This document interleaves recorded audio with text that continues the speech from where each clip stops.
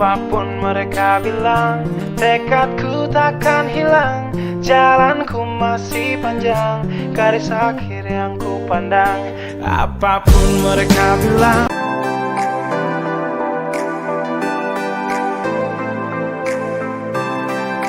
Assalamualaikum warahmatullahi wabarakatuh.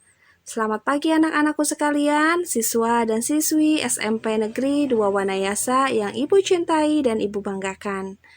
Bertemu lagi kita di pertemuan yang ke-7 pada pembelajaran jarak jauh mata pelajaran Bahasa Indonesia kelas 8.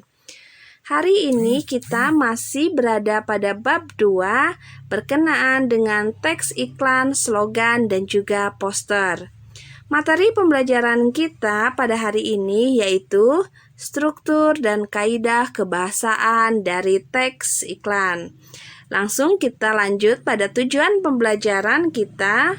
Tujuan pembelajaran kita pada hari ini adalah menelaah pola penyajian dan kebahasaan iklan, slogan, dan poster, dan menyajikan gagasan, pesan, ajakan dalam bentuk iklan, slogan, atau poster secara lisan dan tulis yang membuat bangga dan memotivasi dari berbagai sumber yang dibaca dan didengar.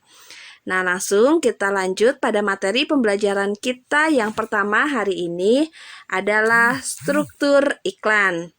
Terdapat dua struktur di dalam penulisan iklan. Yang pertama adalah pengenalan produk dan yang kedua adalah pernyataan persuasif. Pengenalan produk atau disebut juga dengan iklan. Pernyataan persuasif yaitu pernyataan yang mengajak khalayak terhadap hal yang diiklankan. Kita langsung buktikan terhadap contoh iklan di bawah ini. Kita lihat strukturnya.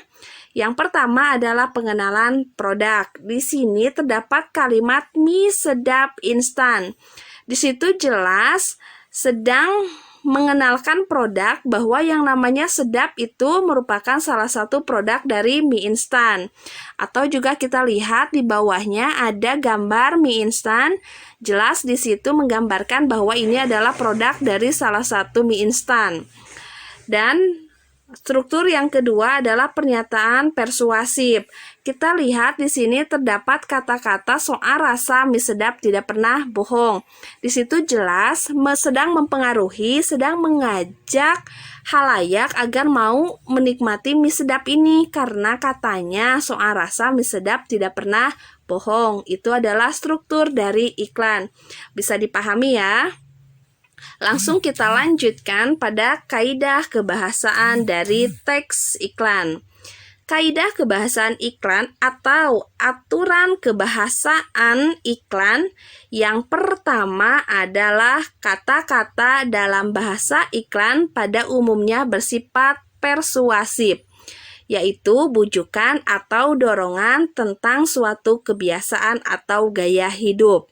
Kata-kata yang bersifat persuasif ini adalah berarti kita membujuk atau mendorong atau mempengaruhi khalayak agar tertarik pada barang atau jasa yang sedang kita iklankan, sehingga mereka secara sadar mau membeli atau mencoba produk yang sedang kita iklankan tanpa adanya paksaan.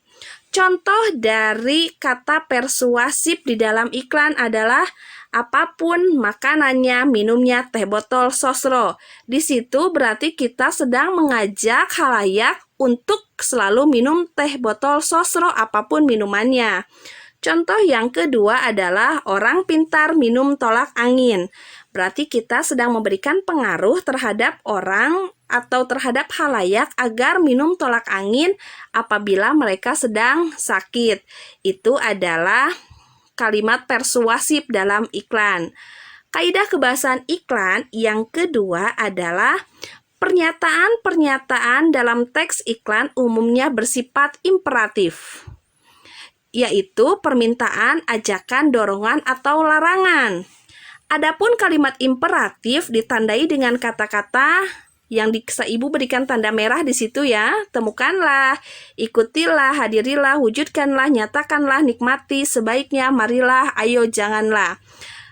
Maksud dari sifat imperatif dalam iklan ini adalah kita mengajak, kita mendorong atau melarang dengan suka atau tidak suka secara langsung ataupun tidak langsung. Berarti kita sedikit memberikan paksaan kalau di sini dalam imperatif melarang atau mendorong, meminta itu adalah kalimat atau sifat dari kata imperatif dalam iklan dan akan ditandai dengan kata temukanlah, ikutilah, hadirilah, wujudkanlah, nyatakanlah, nikmati sebaiknya, marilah, ayo, dan janganlah.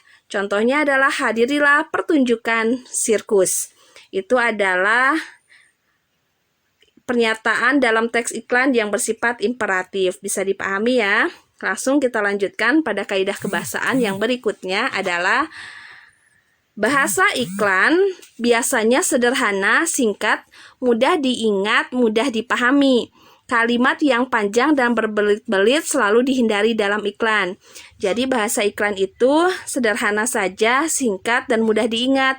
Jangan menggunakan bahasa yang panjang karena itu akan membuat penikmat iklan untuk sulit memahami apa yang dimaksudkan dengan iklan tersebut. Jadi tujuan iklannya tidak tersampaikan. Bisa dipahami ya. Yang keempat adalah bisa memiliki kata yang berima. Yang berima sama memiliki, yaitu memiliki kesamaan bunyi.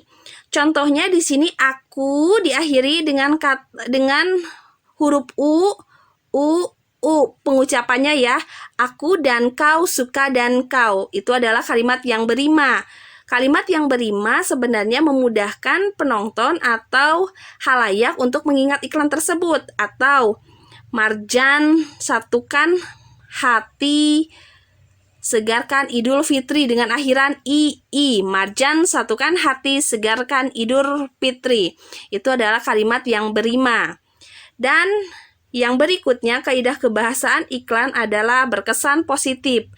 Jangan sampai iklan kita menjelekkan produk atau jasa lain dan tidak menyimpang pada hal yang tidak baik.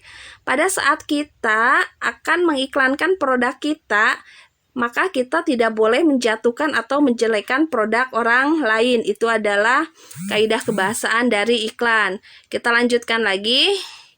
Kaidah kebahasaan iklan yang berikutnya adalah khusus untuk iklan baris, dituntut untuk memiliki kata yang lebih efisien.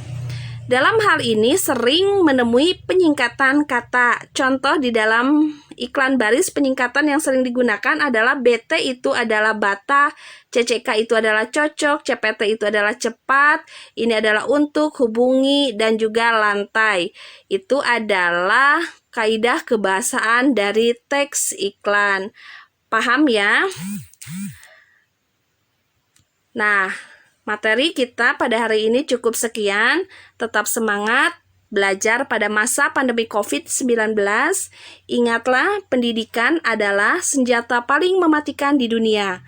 Karena dengan pendidikan Anda dapat mengubah dunia. Assalamualaikum warahmatullahi wabarakatuh.